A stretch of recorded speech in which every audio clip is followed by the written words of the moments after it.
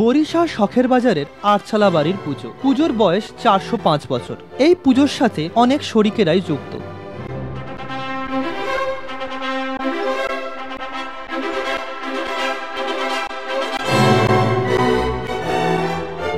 চলে এসেছি বরিশা সাজের আটচালা বাটিতে।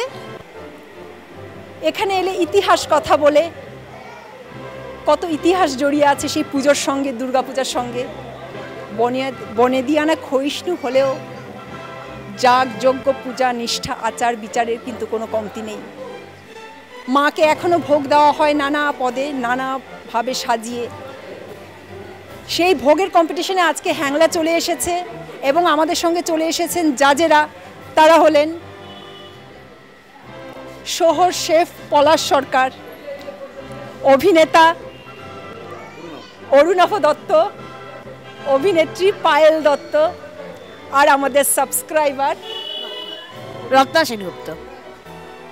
ঠিক আছে, এখন আমরা মহাভোগ পর্ব রাউন্ড শুরু করব। পুজোর মহাভোগের মেনুতে ছিল পোলাও, 5 ভাজা, পাবদা মাছের ঝোল, রুই মাছের ঝোল, চাটনি, খিচুড়ি, পায়েস, আলুর দম ও মিষ্টি। এখানে অভিনবভাবে মাকে আমিষ ভোগ দেওয়া হলো। পুজোর এই মহাভোগ চেখে দেখে আমাদের এক বিচারকের মনে পড়ে গেল রবীন্দ্রনাথ ঠাকুরের কথা। শুনে নেব তিনি কি বলছেন। বরিশার আটচালায় আমার এসে খুব ভালো লেগেছে। খুব আড়ম্বরপূর্ণ নয়, মানে আলোর সাজ নেই, আলাদা করে মণ্ডপের কোনো অলঙ্কারের নেই, কিন্তু মাতৃমূর্তির একটা অপূর্ব অন্যরকম রূপ, একদম বনেদি বাড়ির রূপ, সেটা সত্যি মুগ্ধ করেছে আমাকে। আর সব থেকে ভালো যেটা এখন খাচ্ছি, মায়ের প্রসাদ, মায়ের ভোগ, শেলিজ হ্যাংলা পুজোর মহাভোগে এত সুন্দর, এত আসলে মায়ের ভোগটা আর নতুন করে বলার কোনো অপেক্ষা রাখে না। মানে ভোগের একটা আলাদা স্বাদ, একটা মানে নতুনত্ব, একটা অনন্য ব্যাপার তার মধ্যে থেকেই থাকে। কিন্তু এক্ষেত্রে আমার সত্যিই মনে হচ্ছে যে একটা সত্যি মানে অপূর্ব একটা টেস্টি এমন একটা জিনিস খাচ্ছি যার মধ্যে সত্যি মায়ের আশীর্বাদের ছোঁয়া লেগে রয়েছে। খুব ভালো। পলাশদা কী বলছো তুমি? খুবই ভালো রয়েছে, ভোগ সুন্দর রয়েছে, পোলাও ভোগটা তো অসাধারণ, যেমনি ফ্লেভার অ্যারোমা রয়েছে সেরকম জিনিসও খুব ভালো হয়েছে। ফ্লেভার অ্যারোমা টেক্সচার সবই সুন্দর রয়েছে, খুব ভালো। এবং প্রায় তোমার কি মনে হয়? মানে হ্যাঁ, বরিশা সাজের আটচালা বাড়িতে সত্যি খুব ভালো লাগছে। পরিবেশটা সত্যি খুব ভালো এবং মায়ের ভোগটা মানে খুব টেস্টি। আমি তো খাচ্ছি, আমি বুঝতে পারছি আপনারা খাচ্ছেন না, তাই মানে এটা ফিল করতে পারছেন না। সত্যি খুব টেস্টি এবং ওনারা যেভাবে ডেকোরেশন করেছেন ওভারঅলটা, অ্যাকচুয়ালি এটাই তো মার্কস দিতে এসেছি, তো অসাধারণ। মানে সাজানোটা, টোটাল ডেকোরেশনটা যেভাবে প্রেজেন্ট করেছে আমাদের সামনে, সত্যিই অসাধারণ। এবং প্রতিমা আপনারা দেখতেই পাচ্ছেন, খুব ভালো। তো মানে আগে খেয়ে নি, তারপর কথা বলো, প্লিজ খেয়ে নি।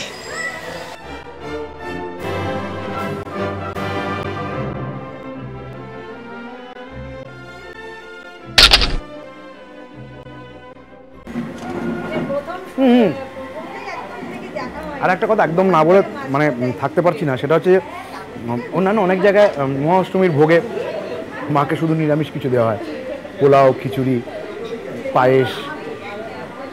এখানে এই আটচালার জায়গায় এসে আর একটা নতুনত্ব জিনিস পেলাম, সেটা হচ্ছে মাকে মৎস্যমুখী করা হয়। অ্যান্ড এখন মায়ের যে ভোগটা আমি টেস্ট করছি, যেটা খাচ্ছি, সেইটা এই মুহূর্তে পাবদা মাছের একটা ঝাল, সেটা মানে অকল্পনীয় একটা টেস্ট, না বলে বোঝাতে পারবো না। যারা খাচ্ছেন না তারা খুব মিস করছেন, এটা তো আমিও বলছি, আপনারাও নিশ্চয়ই ফিল করছেন। হ্যাঁ, এক্সেলেন্ট। আর একবার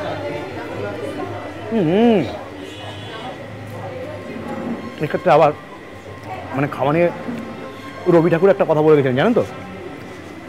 আমসত্ত্ব দুধে ফেলি, তাহাতে কদলী দলি, সন্দেশ মাখিয়া দিয়া তাতে, হাপুস হুপুস শব্দ, চারিদিক নিস্তব্ধ, পিপিরা কাঁদিয়া যায় পাতে।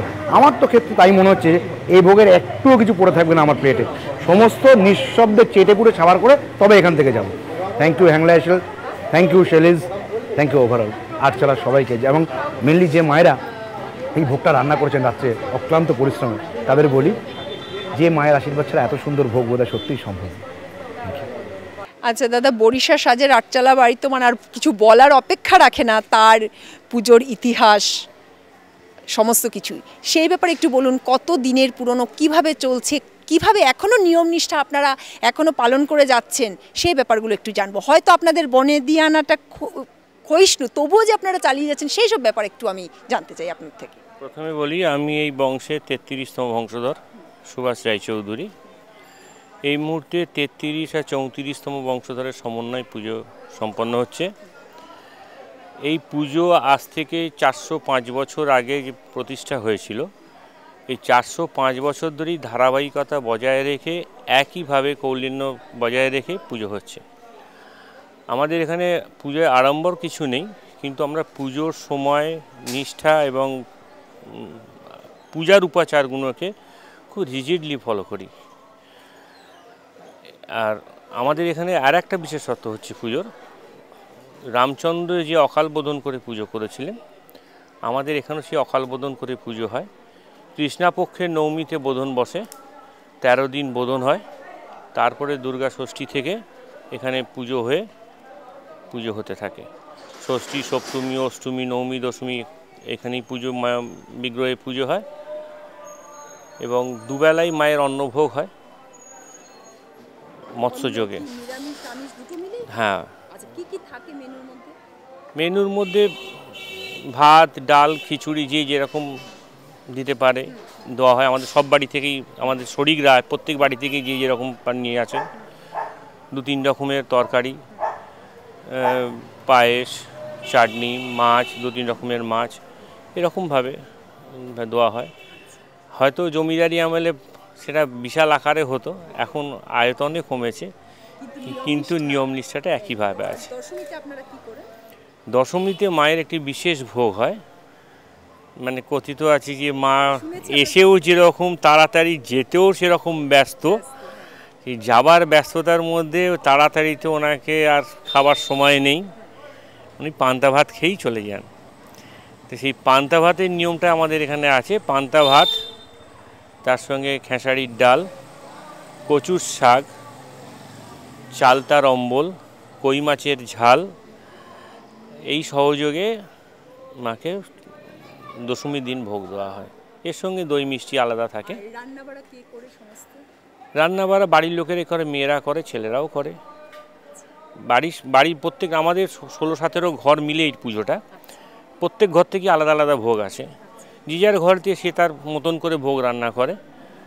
আমার বাড়িতে আমি, আমার স্ত্রী, আমার ছেলের বউ, ছেলে সকলে একসঙ্গে সহযোগিতা করে, কেউ জোগাড় দিল, কেউ রান্না করলো, এইভাবেই আমাদের পুজো হয়। এবং আমরা এই পুজোর কদিন সপরিবারে এক জায়গায় খাওয়া দাওয়া করি এবং একসঙ্গে এখানে থাকি।